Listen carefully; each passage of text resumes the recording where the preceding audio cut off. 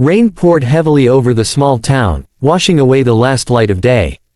On a lonely bench near a closed cafe, a woman sat with her little daughter wrapped in a worn blanket. The woman's eyes were red, tears mixing with the rain. They had nowhere to go. Her husband had abandoned them, and her job at the factory ended just days ago. The little girl, with innocent hope in her eyes, held her mother's trembling hand and whispered, "Don't cry, Mommy. Maybe that man will help us." Her tiny finger pointed toward a tall man in a black coat stepping out of a luxury car nearby. The man was clearly wealthy, his polished shoes gleamed despite the rain, and the car behind him screamed success. But his face carried something unusual, a loneliness hidden behind his expensive life. He glanced at the mother and child, almost looking away, but the girl's gaze stopped him. Her eyes weren't begging, they were filled with trust, as if she already believed he'd help. He took a deep breath, walked closer, and asked gently, "Are you two all right?" The woman tried to smile through tears. "We're fine, sir. Just waiting for the rain to stop," she lied. The millionaire, Ethan, hesitated. He had grown up poor himself but had buried those memories deep beneath years of business and success. Something about the woman's trembling voice brought it all back.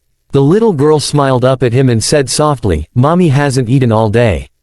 I told her you'd help." Her honesty struck him like lightning. The woman quickly scolded her daughter in embarrassment, "Lily, hush." But Ethan only smiled gently, kneeling down so he could look the child in the eye. "Lily, thank you for telling me.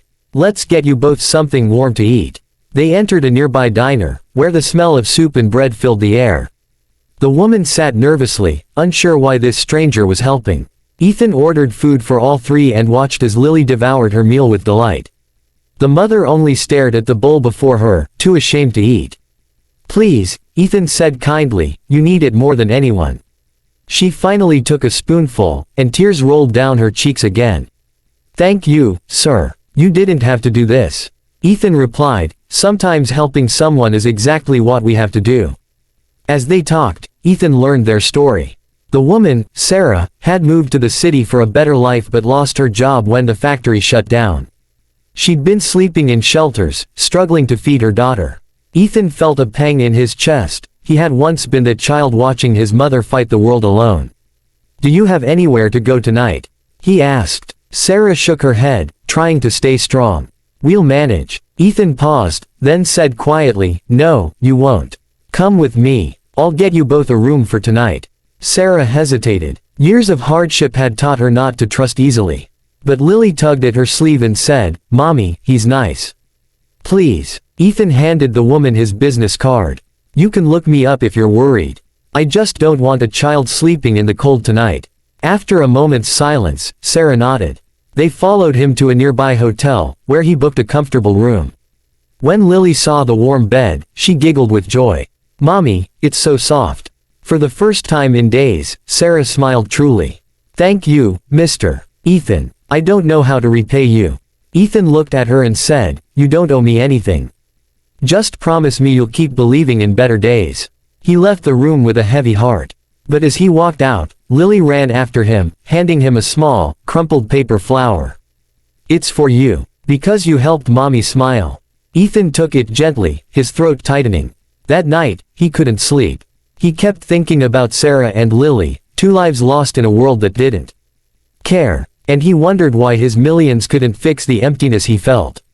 The next morning, Ethan made a decision. He visited the hotel again, surprising Sarah and Lily at breakfast.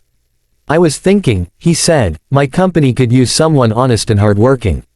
Sarah, would you be interested?" She looked at him in disbelief. "You'd really hire me?" He nodded. "You just need a chance, not pity." Tears welled in her eyes again, but this time they were tears of relief. "I won't let you down."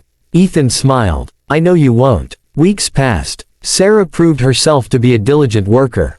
She arrived early, stayed late, and earned respect quickly. Lily, now brighter and happier, often visited the office, bringing laughter wherever she went. Ethan found himself drawn to their energy. It reminded him of the simple joys he'd lost chasing wealth. One evening, as they left the office, he offered them a ride home. Lily sat in the back seat humming while Sarah looked out the window, whispering, "I don't know how to thank you enough." Ethan replied softly, "You already have." Over time, Ethan realized he looked forward to seeing them more than anything else. The loneliness he'd felt for years began to fade. One afternoon, Lily ran up to him and said, "Mr. Ethan, can we call you Uncle now?" He laughed warmly. "Of course, you can." Sarah smiled, feeling her heart lighten for the first time in a long while. They had become something like a family, three souls mended by kindness. Months turned into a year. Sarah's life completely changed. She found a small apartment and even started saving money. But tragedy struck again when Sarah fell ill.